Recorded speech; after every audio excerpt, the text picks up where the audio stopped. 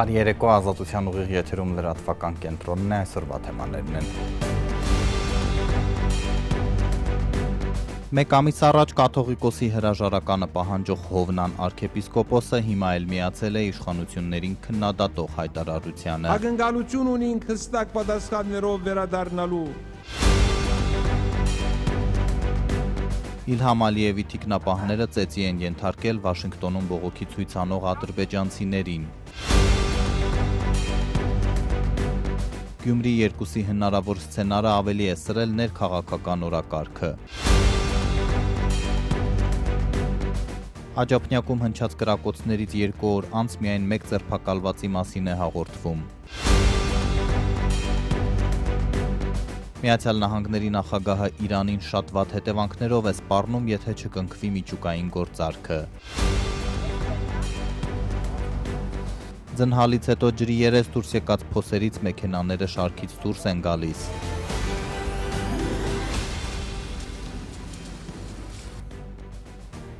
Նախ եկեղեցու շուրջ վերջին զարգացումները, եպիսկոպոսներն ամփոփել են արտագնա հավաքի արդյունքները։ Նրանք, որ կարողացան մեկնել վերջին պահին կաթողիկոսին մեղադրանք առաջադրվեց, իրավապահները Կարեգին II-ին արգելեցին հեռանալ Հայաստանից, խափանելով ժողովի ձևաչափը։ Եվ այսպես Ավստրիայի հավաքն իր հերթին իշխանություններին կոչ է անում դադարեցնել եկեղեցու դեմ հալածանքները։ Այս հայտարարության տակ կա նաև Փաշինյանի բարենորոգման արշավին միացած հոգևորականներից մեկի անունը։ Պատասխանատու է եպիսկոպոսատ ժողովը։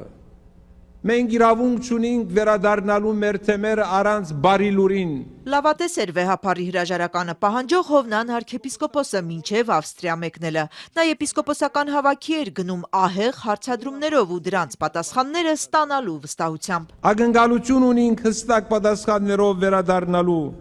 Մենք մեր եկեղեցին կուզենք տեսնել կանոնական ընթացքի մեջ։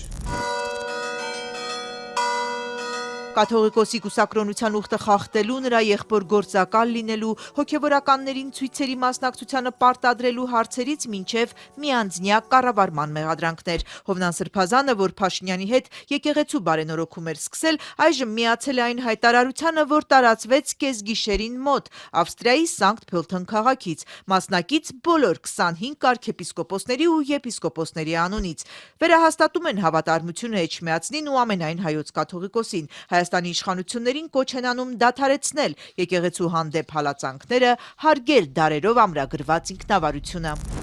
Վերջ դնել շինծ ու մեղադրանքներով ու զրպարտություններով եկեղեցականների ու ազգընտիր ամենայն հայոց հայրապետի նկատմամբ բռնաճնշումներին, ազատ արձակել կալանավորված 4 սրբազան մեր եղբայրներին, քահանային, ինչպես նաև եկեղեցունի պաշտպանություն հանդես եկած հայորդիներին, գործել բացառաբար Հայաստանի սահմանադրությամբ։ Եպիսկոպոսական հավաքի մասնակիցները հարցերը երկխոսությամբ լուծելու հույս ունեն։ Գրել են զերծ մնալով անհեռանկար վերջնագրային խոսույթից։ Դիմել են նաև Փաշինյանին միացած եպիսկոպոսներին, միայն թե նրանց թիվն այս հայտարարությունում արդեն կրճատված է 2-ով։ Ենթադրաբար բարենորոգողների ցանկից հանել են Հովնան արքեպիսկոպոսին, որի անունը վեհափարին աջակցող այս հայտարարության տակ է, եւ Գևորգ եպիսկոպոս Սարոյանին, նրան մայրաթոռը կարգալույծ էր հռչակել։ Հորդորում ենք խոտորյալ 8 սրբազաններին գործել Սուրբ Էջմիածնի եւ ամենայն հայոց կաթողիկոսի հանդեպ հավատարմության ուխտի եւ ծառայական կոչման գիտակցությամբ, ներեկեղեցական կյանքին առնչվող խնդիրներն արծարծել եւ լուծել բացառապես եկեղեցու լիազոր ատյաններում, ձեռնպահ մնալ հակականոնական գործողություններից, ճլատող քայլերից ու անջատողական դրսևորումներից։ Առերեսում իրականությանը, ճշմարտությանը չկա։ Այսօրվա իրականության հետ ոչ մի կապ չունեցող տեքստ է, ոչ մի անդրադարձ Արշակ Սրբազանին վերագրվող սեռական սկանդալի, եկեղեցու քաղաքականացման հարցերին, ասում է Գևորգ եպիսկոպոս Սարոյանը։ Ներկայացված էր ամեն ինչ գլխի վայր։ Այսինքն իբր թե եկեղեցին այսպես եկեղեցական իշխանությունը, ղեկավարությունը իր համար խոնարհությամբ զբաղվում է իր առաքելությամբ, բայց այդ պետությունները հանգարում են, չեն թողում ինքը իր առաքելությունը իրականացնել։ Հայտարարությունն ընդհանուր առմամբ Սարոյանը խիստ կասկածելի է համարում։ 25 հոգու անուն է շարված տեքստի տակ, ստորագրություններ չկան։ Նա վստահ չէ, որ բոլորն են ծանոթ տեքստին, ասում է, այդպիսի ձեռագիր ունի մայրաթոռը։ Այս տեսակ տեքստեր մենք շատ ենք տեսել, երբ որ ժողովից հետո կամ ժողովից առաջ արդեն իսկ պատրաստված էր եւ մնացածը պետք է համաձայնեցվեր, շատ հաճախ չէին համաձայնեցվում։ Ավստրիայի հավաքի մասնակիցները նաև անընդունելի են համարել մեջբերում արտաքին պարտադրանքի ներքո բարենորոգման որևէ շարժում։ Հարցերը գրել են պետք է լուծել եպիսկոպոսական ժողովներում, այնինչ հրավիրվեց Սանկտ Փոլթնում ու շարունակվեց 3 օր, նույնպես պիտի եպիսկոպոսական ժողով լիներ, բայց այն վերածվեց հավաքի առանց որոշումներ ընդունելու լիազորության, քանի որ կաթողիկոսը 6 եպիսկոպոսների հետ մեղադրյալ դարձավ երկիրը լքելու արգելքով։ 25 եպիսկոպոսների հայտարարությունում նաև պատասխան կա իշխանականների մեղադրանքներին, թե վեհափառն ու հոգևոր վերնախավը օտար երկրին են ծառայում գործակալներ են, նույնիսկ կաթողիկոսական գահն են ուզում տեղափոխել։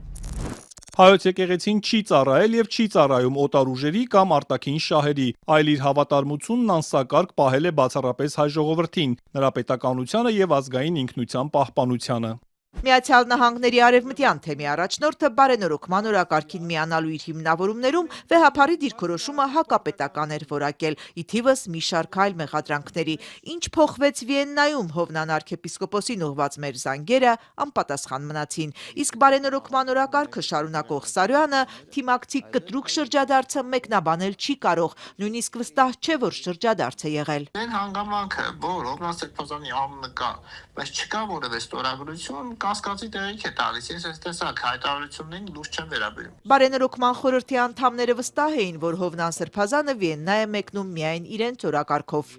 Ժողովից առաջ էլ այն մարդիկ, ում հետ կապի մեջ է Հովնան Սրբազանը, իրենց փոխանցվել է,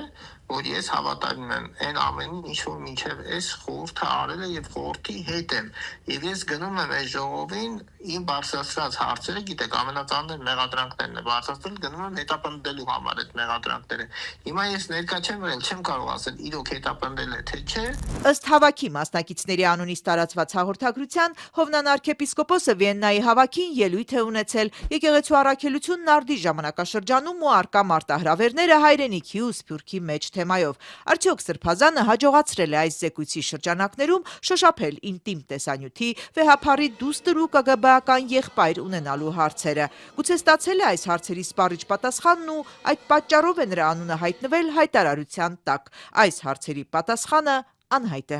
Եպիսկոպոսական հավաքի հայտարարությանն առայժմ չի արձագանքել նաև եկեղեցու բարենորոգման արշավի առաջնորդ Նիկոլ Փաշինյանը։ Հայտարարությունում ի դեպ մի հիշեցում կա. հայոց եկեղեցու գլուխը Հիսուս Քրիստոսն է։ Բարձրաստիճան մեկ այլ հոգևորական, որ 7 տարվա վաղեմության գործով կալանավորված է, պնդում է, թե իրեն վերագրվող ինտիմ տեսանյութը կեղծ է։ Արշակ arczepiskopոսի փաստաբանը հայտարարել է, որ այն ստեղծվել է արհեստական բանականության միջոցով։ Մայրաթորի դիվանապետն անցնում է թմրանյութի գործով, որի հարուցումը համընկավ, երբ արշակ arczepiskopոսն ասուլիսում պնդեց, թե չեն նահանջելու։ Ներկայացված տեսագրություններում ցուցադրված տեսաձայնային իրադարձությունները գնահատվում են որպես կառուցված, մանիպուլացված թվային բովանդակություն։ Երեք երկրների Ռուսաստանի, Չեռնոգորիայի եւ Սերբիայի փորձագետները միակամ եզրահանգել են, Արշակ Սրբազանին վերագրվող ինտիմ տեսանյութերը ստեղծված են արհեստական բանականությամբ, պնդում է կալանավորված arczepiskopոսի փաստաբանը։ Այսօր Արսեն Բաբայանը ներկայացրեց միջազգային փորձաքննությունների արդյունքները։ Ըստ դրանց Մայրաթորի դիվանապետին վերագրվող հայտնի ինտիմ տեսանյութերը չեն նկարահանվել տեսախցիկներով, այլ ստեղծվել են համակարգչային ծրագրով եւ անձի նույնականացումը այդ տեսանյութերով անհիմն է ու տեխնիկապես անհնար։ Ներկայացված նյութերը հանդիսանում են մասնագիտացված ծրագրով ստեղծված կամ մանիպուլացված արդյունքներ եւ խիստ բնորոշ են արհեստական բանականությունով աջակցված սինթեզին եւ կամ արհեստական բանականությունով աջակցված վերակառուցման փոփոխության։ Բաբայանն ամիսներ առաջ համացանցում մեծ աղմուկ հանած տեսանյութերն ուղարկել էր 5 տարբեր երկրներ։ Դեռ երկուսի եզրակացությունը չի ստացել։ Ասում է, սա չեն արել քննչական կոմիտեի համար, որի եզրակացությունը նույն տեսանյութի մասին հակառակն է պնդում։ Սա արել են եւս մեկ անգամ հաստատելու Արշակ arczepiskopos Խաչատրյանի խոսքերը, որ տեսանյութերում ինքը չէ։ Միջազգային փորձագետները հաստատել են Սրբազանի խոսքերը, պնդում է փաստաբան Բաբայանը։ Արդյոք հնարավոր է նույնականացնել տեսագրությունում պատկերված անձանց։ Սա իմ 6-րդ հարցն է, որ բոլոր փորձագետներին տվել եմ։ Պատասխան. Ներկայացած նյութի ցուսալի դեմքային նույնականացում կատարել հնարավոր չէ։ Բաբայանին այս փորձաքննության եզրակացությունները տվել են Ռուսաստանից դատական փորձագետ Ալեքսանդր Կոդին, Չեռնոգորիայից տեղեկատվական գիտությունների դոկտոր Նիկոլ Ցմիլյանիչը, Սերբիայից դատական փորձագետ Էնվեր Նուխովիհը։ Չեն ստեղծվել տեսաձայնագրող սարք։ Կամերայով չեն, այսպես կամերաներով չեն նկարվել, էլի, կամ որևէ այլ կամերայով չի նկարվել։ Եթե միջազգային փորձաքննությունները մի քանի տասնյակ էջից են բաղկացած, ապա քննչականինը մեկ էջում զետեղված մի քանի տող է։ Հայաստանցի փորձագետ փորձագետը եզրակացրել է, լուսանկարներում պատկերված է միևնույն անձը։ Ազատության ձեռքի տակ հայտնված փաստաթղթում մասնագետը ոչ թե վերլուծում է տեսանյութերը, այլ համեմատում է երկու լուսանկար։ Մեկն Արշակ Սրբազանինն է, մյուսը տեսանյութում պատկերված տղամարդունը։ Փորձագետը եզրահանգել է, պատկերված անձանց ճակատային, քթային եւ կզակի շրջանների ձևերը համընկնում են։ Համընկնում է նաեւ սանրվածքի ձևը, մասնավորապես բակերը եւ ճաղատությունը։ Երկուսն էլ կրում են օպտիկական ակնոցներ։ Հետո ասել են, դե քիթը նման է, չգիտեմ, ականջների մոտ մազածածկը նման է, ճակատը նման է, սանրվածքը նույնն է, երկուսն էլ ակնոց են դնում եւ հետեւաբար կարելի է եզրակացնել, որ դա նույն անձն է։ Կարելի է եզրակացնել, կարելի է չեզրակացնել։ Բայց հիշեցնեմ կրկին, որ գլխավոր հարցը, տեսագրությունը, իրականությանը համապատասխանում է թե ոչ, այդպես էլ չի տրվել։ Քննչականն արդեն հայտարարել է, որ փաստաբանի այլընտրանքային փորձաքննությունները չեն դիտարկի որպես ապացույց, քանի որ դրանք ստացվել են քրեական վարույթի շրջանակից դուրս եւ չեն նշանակվել իր կողմից։ Սա նշանակում է, որ քննչականը շահագրգռված չէ հասնելու արդարադատության, պնդում է փաստաբանը։ Քննչականը դա պիտի շատ վաղուց սկսեր, որի վերաբերյալ Արշակ Սրբազանն իր ցուցմունքում նաեւ ասել է, որ թեև այդ հոդվածի իմաստով ես ուժող չեմ, որովհետև անձնական կյանքի կամ ընտանեկան գաղտնիքի բան չի եղել, հա, բացահայտում չի եղել, բայց իմ նկատմամբ իրականացվել է ատելության տարածում, սերմանում, եկեղեցու նկատմամբ այս կեղծիքի միջոցով, հետևաբար այո, հորդորել է, որպեսզի այդ ուղղությամբ քննություն իրականացվի։ Արշակ Սրբազանին վերագրվող ինտիմ տեսանյութերը համացանցում հայտնվեցին քրակնոջ ու Սրբազանի մասին վարչապետ Փաշինյանի աղմկահարույց գրառումից 5 ամիս անց։ Հարուցվեց քրեական գործ անձնական կյանքի գաղտնիությունը խախտելու հոդվածով, բայց այսօր էլ կալանքի տակ գտնվող բարձրաստիճան հոգևորականը հայտարարում է, իր այդ իրավունքը չի խախտվել, քանի որ ինքը չէ կադրերում։ Փաստաբանը պնդում է, քննչականը պետք է պարզի, թե ով կամ ովքեր են արատավորել հոգևորականի բարի համբավը, ատելություն սերմանել նրա հանդեպ։ Իրավապահ կառույցից սակայն չեն մանրամասնում, որ փուլում է գործի քննությունն ու ինչու չեն քննում Սրբազանի պահանջը։ Սա ընդհանրապես քաղաքական պատվեր է եւ իրավապահ համակարգը եւ արդարադատության մարմինները ակնհայտորեն տեսանելիորեն սպասարկում են քաղաքական իշխանության շահերը։ Վարչապետի հակակաթողիկոսական արշավին չմիացած Մայրաթորի դիվանապետն այժմ կալանքի տակ է մեկ այլ գործով։ Իրավապահները պնդում են, թե նա 2018 թվականին ամենայն հայոց կաթողիկոսի դեմ Նոր Հայաստան, Նոր Հայրապետ շարժման ակցիայի մասնակիցներից մեկի պայուսակում թմրամիջոց է դրել։ Բարձրաստիճան հոգևորականը մեղադրանքը չի ընդունում, այն քաղաքական է համարում։ Այլ թեմաներ Իլհամ Ալիևի այցը Վաշինգտոն սկանդալով է ուղեկցվել։ Վտարանդի ադրբեջանցիների բողոքի ցույցը իրենց նախագահի կեցավայրի առջև ավարտվել է ծեծու ջարդով։ Ավելի ճիշտ բողոքի ակցիան չի էլ սկսվել, Ալիևի թիկնապահները Սպիտակ տան հարևանությամբ ծեծել են ցուցարարներին, ինչպես տարիներ առաջ նույն Վաշինգտոնում Թուրքիայի նախագահ Էրդողանի անվտանգության աշխատողներն էին բռնության ենթարկել բողոքավորներին։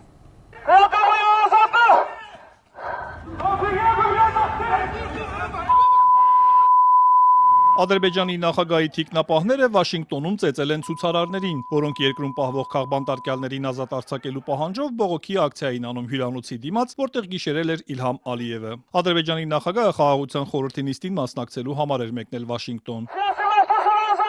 Ազատություն քաղբանտարկյալներին Սպիտակ տնից մի քանի փողոց այն կողմ գտնվող Վալդորֆ Աստորիա հյուրանոցի դիմաց վանկարկում էին ցուցարարները, որոնց Ալիևի անվտանգության աշխատակիցները հրում են, հարվածում եւ բռնի ուժով հեռացնում տարածքից։ Ըստ ադրբեջանական իշխանամետ լրատվամիջոցների ցուցարարները փորձել են անկարգություններ հրահրել եւ ներխուժել հյուրանոց, մեղադրանքներ, որոնք ցուցարարները հերքում են։ Ադրբեջանի նախագահի կոշտ քննադատ խարդախության մեղադրանքով 9 տարվա ազատազրկման դատապարտված Թոֆիկ Յագուբլուի որդին, ԱՄՆ-ում բնակվող Ռահիմը, պատմել է, որ ընդամենը 7-8 հոգով հավաքվել էին հյուրանոցի դիմաց խաղաղ ցույցի եւ պահանջելու, որ ազատ արձակվեն քաղբանտարկյալները, այդ թվում ապօրինաբար բանտարկված լրագրողներն ու իրավապաշտպանները։ Այստեղ որևէ սադրանք չկար։ Երկրում Իլհամ Ալիևի դեմ բողոքելն անհնար է։ Հավաքների ազատությունն Ադրբեջանում արգելված է 2019-ից։ Ստիպված էինք մեր կարծիքն ու կարգախոսները հնչեցնել արտերկրում։ Դժբախտաբար Ադրբեջանի իշխանությունները եւ Ալիևի թիկնապահները կոշտ արձագանքեցին։ Նրանք ծեծեցին մեզ, պատռեցին հագուստս։ Təəssüf ki, azdan hakimiyyəti İlham Əliyevin Մեկ այլ ցուցարար Ադիլ Ամրախլին պատմել է, որ Ալիևի թիկնապահներն իրենց վրա հարձակվել են, երբ իրենք հյուրանոցի գլխավոր մուտքից վազել են դեպի մեկ այլ մուտք, փորձելով թույլ չտալ, որ Ալիևն աննկատ հեռանա։ Մենք մտադիր էինք խաղաղ բողոքի ակցիա անցկացնել, պահանջելով Ադրբեջանում քաղբանտարկյալներին ազատ արձակել, ասել է ԱՄՆ-ում բնակվող Ամրախլին, որը թիկնապահներից փախչելիս վնասել է ոտքը։ Եվս 4 ցուցարար, այդ թվում Յագուբլուն, նույնպես վնասվածքներ են ստացել։ Վաշինգտոնում ազատության թղթակցի փոխանցմամբ տեղի դատախազությունը հետաքննում է միջադեպը։ Պետդեպարտամենտը դեռ չի արձագանքել, սպասում է դիվանագիտական անվտանգության ծառայության արձագանքին։ Վաշինգտոնի ոստիկանության խոսնակ Թոմ Լինչը հայտնել է, որ միջադեպին ներգրավված են եղել Ադրբեջանի անվտանգության աշխատակիցները, սակայն չի նշել, թե արդյոք ոստիկանությունը միջամտել է կամ արդյոք միջադեպի մասնակիցները երկրում են, թե լքել են այն։ Միայն հայտնել է, որ հարցը փոխանցվել է պետդեպարտամենտ։ Դեպքի վայրում են եղել նաև ԱՄՆ գաղտնի ծառայության աշխատակիցները, որոնք եւս ապահովել են Ալիևի անվտանգությունը։ Հյուրանոցի ղեկավարությունն էլ հայտնել է, որ միջադեպը տեղի է ունեցել հյուրանոցի տարածքից դուրս։ Տեղական եւ միջազգային իրավապաշտպան կազմակերպությունների տվյալներով Ադրբեջանում, որտեղ մարդու հիմնարար իրավունքներն ու ազատությունները խիստ սահմանափակված են, 400 քաղբանտարկյալ է պահվում բանտերում։ Մի շարք կոնգրեսականներ դատապարտել են Ադրբեջանն արդեն 22 տարի ղեկավարող Ալիևի թիկնազորի գործողությունները։ Ներկայացուցիչների պալատի անդամ Ֆլորա Ֆրիդմանը սոցցանցում գրել է, որ ԱՄՆ նախագահն Ադրբեջանը դարձրեց իր խաղաղության խորհրդի հիմնադիր անդամ, բայց այնինչ անում են Ալիևի թիկնապահները, աղերս չունի խաղաղության հետ։ Մենք չենք կարող թույլ տալ, որ Ադրբեջանը ցուցարարների եւ խոսքի ազատության վրա իր հարձակումներն անպատիժ իրականացնի ամերիկյան հողում։ Այս հարձակման համար մեղավորները պետք է պատասխանատվության ենթարկվեն։ Ներկայացուցիչների պալատի մեկ այլ անդամ Ֆրենկ Փալոնն էլ նախագահ Թրամփին եւ արդարադատության նախարարությանը կոչ է արել ամեն ինչ անել, ապահովելու, որ այդ բռնարանները չկարողանան լքել երկիրը եւ անմիջապես կանգնեն օրենքի առաջ։ Ալիևի նման արյունռուշտ բռնապետերը տեղ չունեն Վաշինգտոնի փողոցներում եւ նրանք իրավունք չունեն վարձու ավազակների ուղարկել մեր մայրաքաղաքի փողոցներում ցուցարարների վրա հարձակվելու համար։ Ամերիկայի Հայդատի հանձնախմբի Վաշինգտոնի գրասենյակի քաղաքականության հարցերով տնօրեն Ալեքս Գալիցկին իր հերթին հայտարարել է, որ Բաքվի ռեժիմն իր բռնապետությունը բերել է Վաշինգտոն, եւ սրանք մեր խաղաղության գործընկերներն են, Ալիևը պետք է պատասխանատվության ենթարկվի միջազգային այս անամոթ բռնաճնշման համար, սոցցանցում գրել է նա։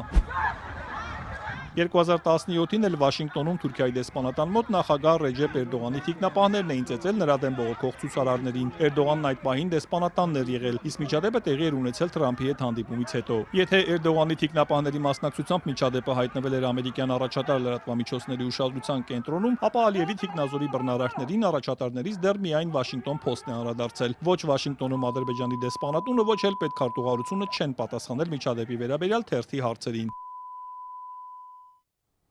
Ներքաղաքական օրակարգը դեռ փոթորկում է Գագիկ Ծառուկյանի ընտրական հայտը։ Մեծահարուստ գործարարի աջակիցները չեն թաքցնում խորհրդարան անցնելու դեպքում կհամաձայնեն հետընտրական դաշինք կազմել Ռոբերտ Քոչարյանի եւ Սամվել Կարապետյանի հետ ու Գյումրու սցենարով վերցնել իշխանությունը։ Հնարավոր այս սցենարին քաղաքացիական պայմանագիրը կոշտ է արձագանքում։ Ներեցեք, բայց ես իշխանությունների Վանգայի կամ Նոստրադամուսի ունակությունները մեկնաբանելու ցանկություն չունեմ։ Արդյոք ճիշտ են իշխանության մտավախությունները, թե նախկին ուժերն ու օլիգարխները, մասնավորապես ԲՀԿ առաջնորդ Գագիկ Ծառուկյանը, միլիարդատեր գործարար Սամվել Կարապետյանն ու երկրորդ նախագահ Ռոբերտ Քոչարյանը նպատակ ունեն ընտրություններից հետո միավորվել եւ կոալիցիոն կառավարություն կազմելով վերցնել իշխանությունը, ինչպես անցած տարի տեղի ունեցավ Գյումրիում։ Գագիկ Ծառուկյանի խոսնակ Իվետ Ատոնոյանը իշխանությանը հորդորում են Նոստրադամուսին կամ Վանգային բնորոշ գուշակություններով չզբաղվել եւ հանգիստ սպասել ընտրությունների արդյունքներին։ Պլանը շատ պարզ է, 3 ուժով մասնակցել ընտրությունների, կարող է ընթացքում նույնիսկ ասեն, որ մենք միմյանց հետ կապ չունենք, հետո կոալիցիայով կամ միմյանց քվեարկելով վերցնել իշխանությունը։ Նախ առաջին հերթին ես ուզում եմ հասկանալ, այդ հարցը իսկապես ինձ շատ է հուզում, թե Գյումրի 2 ձևակերպումը ինչու է ցնցումների մեջ գցում իշխանությունների ներկայացուցիչներին։ Որքանով ես տեղյակ եմ, որևէ հակասահմանադրական, որևէ անօրինական գործընթացներ տեղի չեն ունեցել, ընտրական եւ հետընտրական գործընթացներ։ Ես ուզում եմ հասկանալ, ժողովրդավարության բաստեոն հռչակած իշխանությունները ինչի են սարսափում ժողովրդավարական գործընթացներից։ Չէ՞ որ մենք խոսում ենք սահմանադրությամբ ամրագրված մեր իրավունքի իրացման մասին։ Իսկապես նպատակ ունի Գագիկ Ծառուկյանը Գյումրի 2 անել, այսինքն միավորվել։ մյուս Սամվել Կարապետյանի եւ Ռոբերտ Քոչարյանի հետ եւ իշխանություն վերցնել։ Այս դեպքում իշխանությունները պարզապես առաջնորդվում են գետը դեռ չանցած հոп ասելու գործելավոճով, այսինքն մի այսպիսի համամարտկային վայնասուն է բարձրացվել մի գործընթացի մասին, որի հետ կապված որևէ մեկը պաշտոնական հայտարարությամբ հանդես չի եկել։ Սպասենք ընտրությունների արդյունքին, այն վստահության քվեն, որը որ կտա ժողովուրդը մեզ, կտա այլ ուժերին։ Ըստ այդմ հնարավոր կլինի ասել, թե ինչ գործընթացներ են տեղի ունենալու։ Եվ չպիտի թույլ տանք Քոչարյանին, ռուսաստանցի օլիգարխին ու տեղական բելարուսամետ հակումներով օլիգարխին որոշել մեր երկրի ճակատագիրը։ Սոցորակները կտեսնեք, Գյումրի 2 օպերացիա չեք տեսնի։ ԲՀԿ առաջնորդ Գագիկ Ծառուկյանի խոսնակը հորդորում է իշխող ԿՊ-ին միանգամից հրապարակել իրենց համար ոչ ցանկալի ուժերի եւ գործիչների ցանկը։ Իշխանությունը վերջին օրերին պարբերաբար զգուշացնում է, թույլ չի տալու նախկին իշխանություններին ու նաեւ օլիգարխներին ընտրություններից հետո միավորվել եւ իշխանություն վերցնել։ Խորհուրդ եմ տալիս միանգամից հրապարակել ու հանրայնացնել ցանկը, թե ում են պատրաստվում չթողնել մասնակցել ընտրություններին։ ԿՊ առանցքային գործիչները ընտրություններին մասնակցելու հայտ ներկայացրած ԲՀԿ առաջնորդին, եթե որակում են տեղացի օլիգարխ, այն էլ բելարուսամետ հակումներով, ապա ուժեղ Հայաստան կուսակցության առաջնորդ միլիարդատեր գործարար Սամվել Կարապետյանին ռուսաստանցի գործարար։ Ծառուկյանի խոսնակը անթույլատրելի է համարում իշխող ուժի կողմից հնչեցվող այս որակումները, պնդելով Գագիկ Ծառուկյանը օլիգարխ չէ, երբեք պաշտոն չի զբաղեցրել եւ այս ընտրությունների ընթացքում էլ վարչապետի պաշտոնին չի հավակնում։ Կարծում եմ, որ նվազագույն ինտելեկտուալ հնարավորություններ ունեցող մարդը, բնականաբար, ով որ բառարան կարդալու եւ բնորոշումը կարդալու, օլիգարխ բնորոշումը կարդալու հնարավորություն ունի, վստահաբար նա կարող է փաստել, որ Գագիկ Ծառուկյանը օլիգարխ չէ, որտեղ առաջին հերթին Գագիկ Ծառուկյանը երբևիցե պետական պաշտոն չի զբաղեցրել։ Իդեպ նախկինների եւ օլիգարխների թեման ԿՊ առանցքային գործիչներից Ռուբեն Ռուբինյանն այսօր էլ է շարունակել, այս անգամ պնդելով, որ քաղաքացիները հունիսի 7-ի ընտրություններում պարզ ընտրություն պետք է կատարեն խաղաղության, այսինքն ԿՊ-ի եւ նախկինների միջև, ովքեր վտանգելու են խաղաղությունը։ Իսկ որ դեպքում խաղաղությունը կլինի մեծագույն ռիսկի տակ։ Եթե Հայաստանն անի այն, ինչ առաջարկում են անել Քոչարյանն ու երկու օլիգարխները։ Օրինակ, եթե Հայաստանը գնա այն տրամաբանությամբ, որ ինքը չի կարող սահմանափակվել իր միջազգայինորեն ճանաչված 20743 կիլոմետր քառակուսով, լավագույն դեպքում չի լինի խաղաղություն, վատագույն դեպքում կլինի պատերազմ։ Եթե ինչպես առաջարկում են կրկին Քոչարյանն ու երկու օլիգարխները, Հայաստանը որոշի վերաբանակցել արդեն իսկ նախաստորագրված եւ համաձայնեցված տեքստով խաղաղության պայմանագիրը, որը լիովին բխում է մեր շահերից, լավագույն դեպքում չի լինի խաղաղություն, վատագույն դեպքում կլինի պատերազմ։ Նախընտրական պայքարը խաղաղություն թե պատերազմ հակասության վրա կառուցող եւ ընդդիմությանը պատերազմ բերողի պիտակ կպցնող Փաշինյանի իշխանությանը Գագիկ Ծառուկյանի խոսնակը հիշեցնում է, թե ով է իրական պատերազմ բերող ուժը։ Ում իշխանության օրոք է եղել 44-օրյա պատերազմը, ում իշխանության օրոք է կյանքից զրկվել 5000 երիտասարդ, ում իշխանության օրոք է Արցախը հանձնվել, ում իշխանության օրոք է Հայաստանի տարածքային ամբողջականությունը խարխլվել։ Եթե իրենք խոսում են այս մասին, ուրեմն իրենք են պատերազմը։ Մենք ամենայն դեպս ամեն ինչ անելու ենք եւ առաջարկ Հայաստանին ծրագրում հստակ արտացոլված են լինելու այն դրույթները, որոնք Հայաստանի համար ապահովելու են երաշխավորված խաղաղություն։ Իդեպ Գագիկ Ծառուկյանին պատկանող հողատարածքում 3 իրավապահները զննումներ էին իրականացնում դեռևս 2020 թվականին հարուցված մի գործով։ Ինչու են իրավապահները 6 տարի առաջ հարուցված գործով հենց հիմա որոշել զննություն իրականացնել։ Քննչականը չի մանրամասնում։ Ծառուկյանի թիմից ուզում են հավատալ, որ գործը նախընտրական հետապնդումներին չի հասնի։ Ես ուզում եմ հավատալ, որ մեր արդարադատությունը չի լինելու, մեր արդարադատության համակարգը չի լինելու մահակ, չի լինելու գործիք իշխանությունների վերարտադրման գործընթացը ապահովելու համար։ Հունիսին կայանալիք խորհրդարանական ընտրություններին Գագիկ Ծառուկյանի ԲՀԿ-ն մասնակցում է առաջարկ Հայաստանին ծրագրով, որին արդեն միացել են Անդրանիկ Թևանյանի Մայր Հայաստանն ու Սուրեն Սուրենյանցի դեմոկրատական այլընտրանքը։ Ինչպես Ծառուկյանն էր ասել, նպատակ ունի քաղաքական նոյան տապան կառուցել, հավաքելով բոլոր հետաքրքիր գաղափարներն ու առաջարկները։ Խոսակցություններ կան, որ Ծառուկյանի նոյան տապանին կարող են ելի ուժեր միանալ, այդ թվում նախկին ԱԱԾ տնօրեն Արթուր Վանեցյանը։ ԲՀԿ-ն առայժմ փակագծեր չի բացում, նշելով, թե քննարկումները շարունակվում են։ Իդեպ քաղաքական նոյան տապան կառուցող Գագիկ Ծառուկյանը Քրիստոսի արձանի հարևանությամբ հատիսի վրա նաև իրական նոյան տապան է կառուցում, կենդանիներով, նոյով ու նրա կնոջ արձաններով։ Լրատվական կենտրոնն է Ազատության եթերում, օրվա լուրերն անընդհատ թարմացվում են նաև մեր Telegram-ի ալիքում, իսկ թողարկման երկրորդ հատվածում դիտեք։ Աջափնյակում հնչած կրակոցներից 2 օր անց միայն 1 ձերբակալվածի մասին է հաղորդվում։ Միացյալ Նահանգների նախագահը Իրանին շատ վատ հետևանքներով է սպառնում, եթե չկնքվի միջուկային գործարքը։ Ձնհալից հետո ջրի երես դուրս եկած փոսերից մեքենաները շարքից դուրս են գալիս։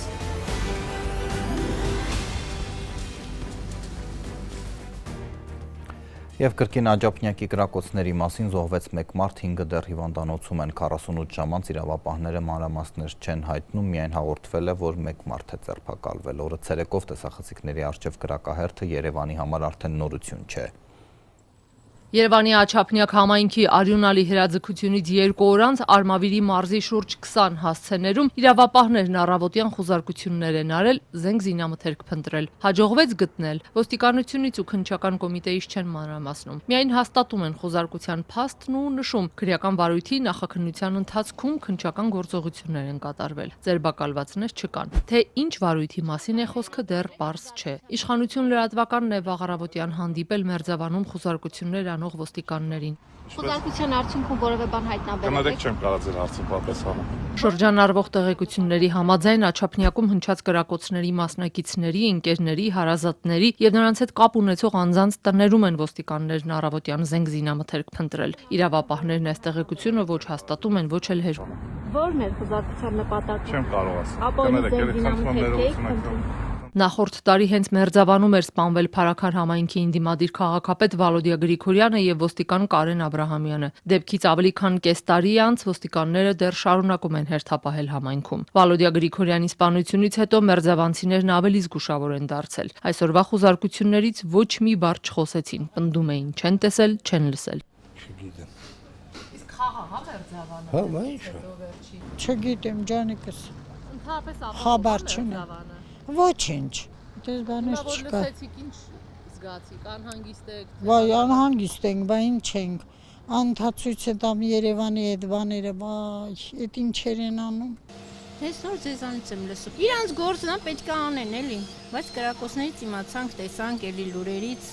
Իսկ 2 օր առաջ Երևանում օրը ցերեկով բնակելի շենքերի տարածքում շուրջ 3 տասնյակ տղամարդկանց մասնակցությամբ կրակահերթից տուժած 8 մարդ տեղափոխվել էր հիվանդանոցներ, մեկը դուրս է գրվել։ Բժիշկներն ասացին, նրանց կյանքին վտանգ չի սպառնում։ Նույն օրը մասնակիցներից մեկը 45-ամյա մի տղամարդ հենց վիրահատարանում մահացել էր։ Քննչականից այսօր փոխանցեցին 1 մարդու նկատմամբ հարուցվել է քրեական գործ, միանգամից մի քանի հոդվածներով։ Նրան ձերբակալելու որոշում են կայացրել, ենթադրվում է, որ դեռ փնտրում են։ Նա մեղադրվում է ծանրացուցիչ հանգամանքներով սպանության եւ նույն բնույթի 7 սպանության փորձի, ինչպես նաեւ ապօրինի զենքի շրջանառության եւ խուլիգանության մեջ։ Ոստիկանության նախկին բարձրաստիճան պաշտոնյա Հովհաննես Քոչարյանն ասում է. Հրազենը մարդկանց ձեռքում շատ է։ Տեսանելի են դառնում բռնի հանցագործությունները, հասարակական վայրերում մարդկանց աչքի առջև կատարված հանցագործությունները, որը ես պնդում եմ, որ ոչ բավարար կանխարգելման աշխատանքների արդյունք է։ Մոտ 1.5 տարի առաջ կրկին Աջափնյակում ու կրկին բնակելի շենքերի հարևանությամբ հրազենով սպանվել էր քրեական հեղինակություն Ֆազմականոնով Սերգեյ Գրիգորյանը։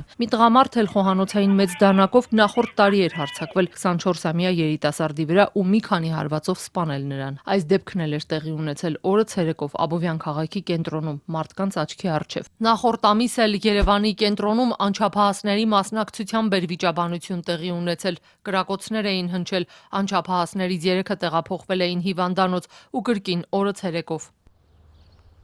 Նախորդ 2-3 տարիների ընթացքում տեղի ունեցած այս դեպքերը մեկը չեն, երկուսը չեն։ Ոստիկանության բարձրաստիճան նախկին պաշտոնյա Հովհաննես Քոչարյանի կարծիքով նման դեպքերը կանխարգելելու համար, հատկապես քրեական հեղինակությունների ներկայացուցիչները պետք է մշտապես իրավապահների ուշադրության կենտրոնում լինեն, ոչ թե հանցագործության վերջում միայն իրավապահները տեղ հասնեն։ Վախ հայտնաբերում է եւ նրանց միջև տեղի ունեցած կոնֆլիկտների պատմության վախ ֆիքսումը։ Մի օր պետք է դառնա ոստիկանության պրոֆիլակտիկ աշխատանքի թիրախ է։ Վերցրեք ցանկացած բռնի հանցագործության նախապատմությունը փորձեք ուսումնասիրել։ Դուք այդ նախապատմությունը կտեսնեք տարիների, ամիսների կեսագրություն ունի։ Եթե ես շղթայի մեջ միջև այդ կուլմինացիան դեպքի ոստիկանությունը ասենք այդ ինֆորմացիայի տիրապետեր, անշուշտ այդ թեքը կախվեր։ Ներքին գործերի նախարար Արփինե Սարգսյանն օրերս հայտնել էր, որ 2025-ին Հայաստանում հանցագործությունների եւ հարուցված վարույթների թիվը նախորդ տարվա համեմատ 3.2%-ով նվազել է։ Ըստ նախարարի, այս թվերը ներքին անվտանգության բարձրացման մասին են վկայում։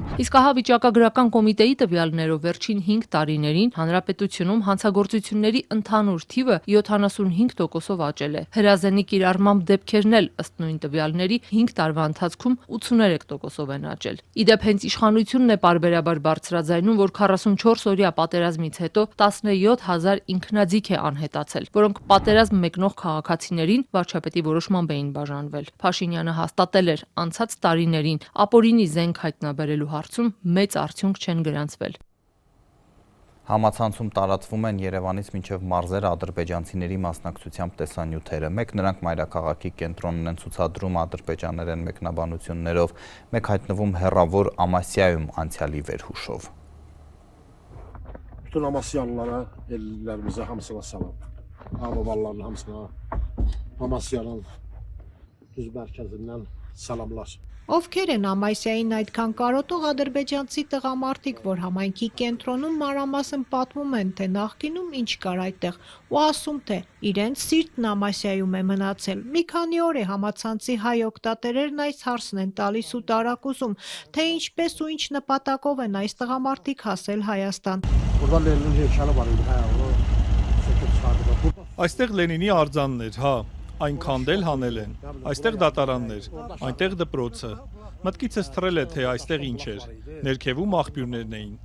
Լենինի արձանը վաղուց չկա, իսկ պատվանդանին Արցախ է գրված։ Ամասիացիները խուսափում էին զրուցել, հարցը լսելուն պես զգացվում էր նրանց լարվածությունը։ Համայնքապետը եւս հրաժարվեց որևէ մեկնաբանությունից, պնդելով, թե ադրբեջանցիների մասին իմացել են համացանցից։ Իսկ տեսանյութերից մեկում նույնիսկ ոստիկաններ են երևում։ Նրանց մոտեցող այդ նույն տղամարդն ասում է. «Ձեր տան մեծերին հարցրեք Մեյլարի Յունուսի մասին, նրանք կիմանան, մեծերը գիտեն, դուք փոքր եք եղել»։ Дома скажешь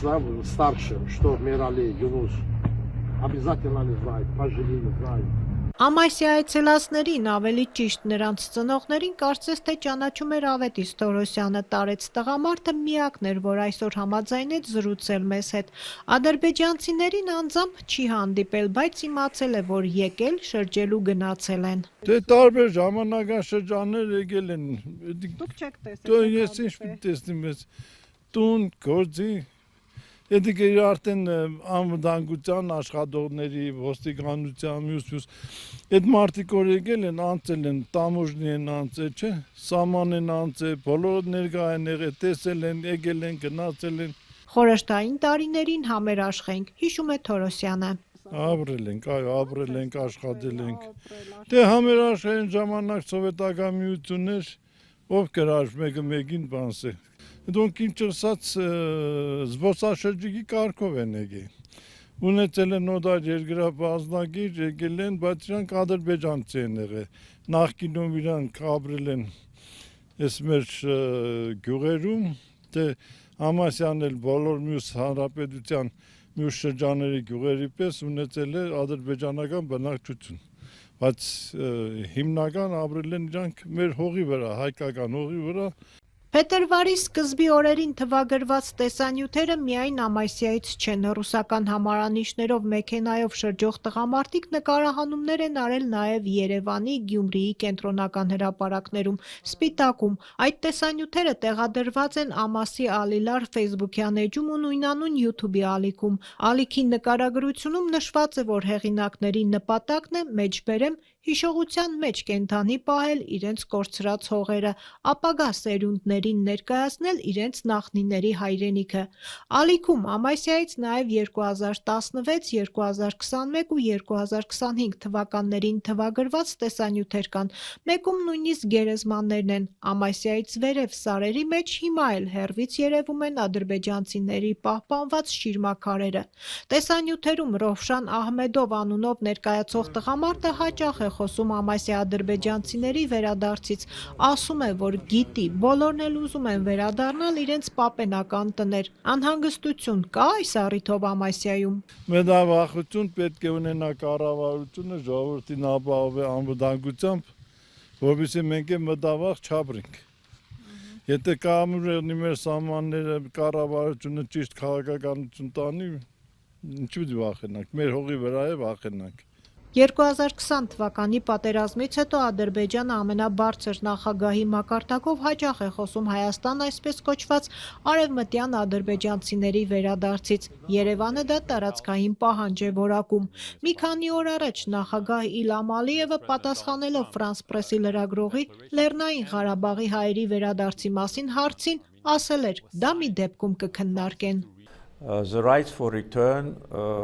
is universal right. And of course, Azerbaijan will definitely observe this right if Վերադարձի իրավունքը հիմնարար իրավունք է, եւ Ադրբեջանը կդիտարկի այս իրավունքը, եթե նման դիմում ստանանք։ Բայց միևնույն ժամանակ մենք ակնկալում ենք նույն վերաբերմունքը 100 հազարավոր ադրբեջանցիների նկատմամբ, ում մենք անվանում ենք արևմտյան ադրբեջանցիներ, որ նրանք էլ վերադառնան այսօրվա Հայաստան։ we call Western Azerbaijanis to be able to return to today's Armenia. Ազատությունը ազգային անվտանգության ծառայություն հարցում է ուղարկել ճշտելու, թե արդյոք ԱԱԾ-ում պարզել են Հայաստան այցելած ու մի քանի օր շրջած ադրբեջանցիների ինքնությունը, պարզել են, թե ինչպես են նրանք հատել սահմանը, որ երկրի կողմից, արդյոք ուժային կառույցը փորձել է գտնել նրանց եւ արդյոք Ամասիայում բնակիչներից փորձել են ինչ-որ տեղեկություն պարզել։ Եվ քիչ առաջ ազգային անվտանգության ծառայությունը հայտնեց, որ տղամարդիկ ազգությամբ ադրբեջանցի Ռուսաստանի քաղաքացիներ են, որոնք Հայաստան են մտել ու երկրից դուրս եկել Բագրատաշենի անցակետով։ Կառույցը նաև հաստատում է, որ նրանք առաջին անգամը չէ, որ Հայաստան են այցելել։ Ազատության մյուս հարցերին ազգային անվտանգության ծառայությունը չի պատասխանել, որակելով դա գաղտնի տեղեկություն։ Միջազգային լրահոսից Իրանի սահմաններին ամերիկյան զինուժի կուտակումների ֆոնին նախագահ Դոնալդ Թրամփը երեկ կրկին զգուշացրել էր Թեհրանին համաձայնության գալ միջուկային ծրագրի շուրջ, հակառակ դեպքում սպառնալով շատ վատ հետևանքներով։ Միացյալ Նահանգների նախագահը երկշաբաթյա վերջնաժամկետ էր սահմանել։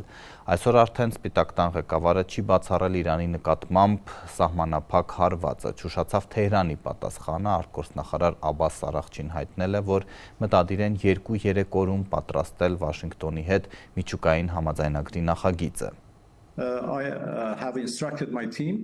Ես հրահանգել եմ իմ տեխնիկական ու դիվանագիտական թիմերին, որ նրանք աշխատեն հնարավոր գործարքի տարբեր ասպեկտների վրա։ Ես ուղիղ կապի մեջ եմ Ռաֆայել Գրոսիի հետ, լսելով նրա խորհուրդները։ Ես նաև կապի մեջ եմ Սթիվ Ուիթքոֆի եւ Ջարեդ Քուշների հետ։ Երբ էլ անհրաժեշտ լինի, մենք կարող ենք նստել միասին, մեկ անգամ եւս տեսնելու, թե ինչպես կարող ենք գալ արդար գործարքի։ Ինչպես նախագահ Թրամփն է նշել, արդար գործարքը հնարավոր է, բայց մեզ անհրաժեշտ է որոշակի ստեղծարարություն եւ ճկունություն երկու կողմից էլ։ Այսպիսով գործարքը հնարավոր է։ Զուգահեռ Մոսկվան հայտնում է, որ Իրանի միջուկային ծրագիրը քննարկել են արտգործնախարարներ Լավրովն ու Արաղչին։ Ռուսաստանը Իրանի շուրջ լարվածության աննախադեպ աճ է նկատում, տարածաշրջանի պետություններին զսպվածության կոչ անելով։ Եվրամիության արտգործնախարար Կայա Կալասը դաշինքի անդամ պետություններին է ներկայացրել փաստաթուղթ, որում ուրվագծվում են Ուկրաինայի հետ ուղիղ բանակցություններում Ռուսաստանին ներկայացվող զիջումները, մասնավորապես, որ եթե Կիևը դուրս բերի զորքերը որոշ տարածքներից, Մոսկվան պետք է անի նույնը։ Մինչ այդ Ուկրաինայում եւ Մոլդովայում ձերբակալվել է 10 մարդ Մոսկվայի հրահանգով ուկրաինացի բարձրաստիճան քաղաքական գործիչների դեմ մահափորձեր ծրագրելու կասկածանքով։ Կիևի հաղորդմամբ վարձատրությունը կարող էր հասնել մինչև $100,000։ Ռուսաստանն ու Ուկրաինան այսօր շարունակել են ավիահարվածները։ Թուրքիայում ձերբակալվել են եվրոպացի 6 ակտիվիստներ, որոնք երկիր էին ժամանել ուսումնասիրելու քաղաքական կալանավորների բանտային պայմանները, նրանք պետք է այցելեին ջրհորի տիպի բանտեր, որտեղ ըստ ականատեսների շատ փոքր արևի լույսից զրկված խցեր են։ Երևան վերադառնանք եղանակի տաքանալը թերևս տխրեցրել է վարորդներին, ձնհալը նաև փողոցների փոսերն է ջրի երես հանել Երևանի կենտրոնից մինչև մարզեր։ Սպասիբը Նիկոլու Փաշինյանը Ավինյանը։ Անվադողեր նորոգող այս վարպետը շնորհակալ է Երևանի քաղաքապետ Տիգրան Ավինյանին։ Քաղաքապետարանի անգործության հետևանքով հաճախորդները մի քանի անգամ ավելացել են, ասում է մեր զրուցակիցը, որ նկարահանվել չի ցանկանում։ Շատացել է գործը։ Այո։ Հիմնականում փոսերի խնդիրն է, էլի։ Փոսերի խաթր հիմնական սա փոսն է։ Խրամատներ հիշեցնող երևանյան փոսերում անվադողերը չեն դիմանում, պայթում են, իսկ սա արդեն մի քանի հազար դրամի պատմություն չէ։ Կարա բանտաշ ջաքի, բան ջաքի, խադավոյ փչանա։ Դա ինչքան է։ 20, 30, 40, 50, 100,000։ 100 էլ կարող է կարել, բանտաշ կա 300-400,000 է։ Կոմպլեկտը որ ջարդվավ հիմա։ Օրեր առաջ օրինակ մայրաքաղաքի փոսերից մեկն ընկած մի վարորդի համար 100,000 դրամի գործ էր բացվել։ 100,000 բանտաշ ծռել։ Դրա համար եմ ասում, սպասիբը Ավինյանը, էլի։ Իսկ ով պետք է հատուցի անմխիթար ճանապարհներով երթևեկող վարորդների ֆինանսական վնասը, ինչ լուծում են առաջարկում նրանց։ Քաղաքապետարանն այդպիսի լուծում չունի, լրագրողներին այսօր ասաց փոխքաղաքապետ Արմեն Փամբուկչյանը, որ փոսալցման թեմայով ասուլիս էր հրավիրել։ Եթե անկեղծ չունի քաղաքապետարանը նման ընթացակարգ, եւ ես կարծում եմ, որ չունի ընթացակարգ քաղաքապետարանը։ Իսկ ինչպես է ստացվել, որ Երևանի ճանապարհները խրամատների են վերածվել։ Քաղաքապետը մի քանի օր առաջ պարզաբանեց, Արադյան դեմ Արադ ահով են պայքարել, ասֆալտը քայքայվել է, փոխքաղաքապետն էլ այսօր ուղիղ մեղադրեց, քայքայվածն էլ նախկինում արված ասֆալտն է։ Բայց փաստը ցույց է տալիս, որ 2 տարի առաջվա արած ասֆալտի հետ կապված մենք որևէ խնդիր չենք ունեցել։ Եվ մենք դա հատուկ այս վերջի շրջանում մենք կոնկրետ մոնիթորինգ ենք իրականացրել այն հատվածներում, որտեղ որ մենք փոխհատուցումներ ենք իրականացրել։ Փոխքաղաքապետի պատասխաններից ստացվում էր, որ պատճառները քաղաքապետարանից դուրս են։ Օրինակ ասֆալտի գործարանները նախատեսում են վերազինվել փետրվարի վերջից մինչև մարտի սկիզբ, որ եղանակային պայմանները բարելավվեն ու սկսեն աշխատել։ Ու քանի որ այս տարի էլ ձյունն առատ էր, ըստ փոխքաղաքապետի ֆորս մաժորային վիճակ է ստեղծվել։ Մենք ուղղակի խնդրանքի կարգով մեկ շինարար կարողացել է վերակառուցել իր գործարանը աշխատացնել, որտեղ որ մյուս շինարարները իրենից օգտվում են ասֆալտ գնելով, եւ եթե չեմ սխալվում, 2 օր առաջ նոր երկրորդ գործարանն է սկսել գործել։ Ներկա պահին մոտ իրականացրել ենք 10,000 երևի քառակուսի մետր, բայց մեր բյուջեով նախատեսված է 200,000, այսինքն մենք դեռ շատ ունենք եւ փոխհատուցումը ամբողջ տարվա համար է մեզ մոտ նախատեսվում։ Մայրաքաղաքային անմխիթար ճանապարհների աղմուկը սկսվեց բլոգերներից ու լրատվամիջոցներից։ Քաղաքացիները ակցիաներ սկսեցին, սեփական նախաձեռնությամբ փոսերը փակում ու ցույց էին տալիս, որ դա լուծվող հարց է։ Լրատվամիջոցները պատմեցին վարորդների մասին, որ դժվարությամբ հաղթահարում են մայրաքաղաքի բանուկ ճանապարհները։ Իսկ ինչ են անում վարչական շրջանների ղեկավարները։ Եվս մեկ անգամ հավաստիացնում եմ եւ կրկնում եմ, որ մենք առանց որևէ մեկի նկարելու մենք ինքներս այդ փոստերը տեսել ենք, մենք խորհրդակցություն ենք անցկացրել, ներքին խորհրդակցություն, թե երբ կարող ենք սկսել այդ աշխատանքները եւ երբ որ արդեն մենք պատկերացրել ենք, որ խնդրել ենք, որպեսզի գործարան բացվի, գործի, որտեղ գործարանները չեն աշխատել։ Մենք խնդրել ենք, որպեսզի այդ գործարանը գոնե մեկ գործարան, եթե կարող է աշխատացնել, որպեսզի ասֆալտ լինի եւ մենք կարողանանք թեկուզ տեղային լուծումները տալ։ Փոխքաղաքապետը ընդունում է, որ թերացումներ ունեն, ինչպես բոլորը, բայց նրա պատճառաբանություններից ստացվում է, որ ոչ մի փոս քաղաքային իշխանության պատճառով չէ։ Բնականաբար, եթե թերացումներից խոսենք, բոլորս էլ ունենք, մեր թերացումներն էլ ես դες նշում եմ, որ ֆորս մաժորային իրավիճակ է եղել եւ մենք մեր բոլոր մրցույթները եւ պայմանագրերը եւ նախապատրաստվածությունը այնպեսին է նախորդ տարուց սկսած պլանավորած, որ մենք պետք է այս աշխատանքները սկսենք մարտի 1-ից մինչեւ մարտի 10 ընկած ժամանակահատվածում։ Բայց եղել է այնպես, որ խնդիր է առաջացել եւ մենք դա սկսել ենք փետրվարի ամսաթիվը չեմ հիշի։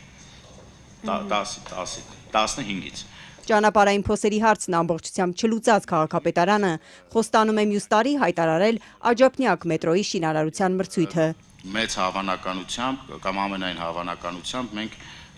եթե ոչ այս տարի, մյուս տարվանից մենք արդեն կսկսենք շինարարության մրցույթը։ Այսքանը օրվա մյուս լուրերի համար բաժանորդագրվեք Ազատության էջերին, սոցիալական ցանցերում կհանդիպենք։ է։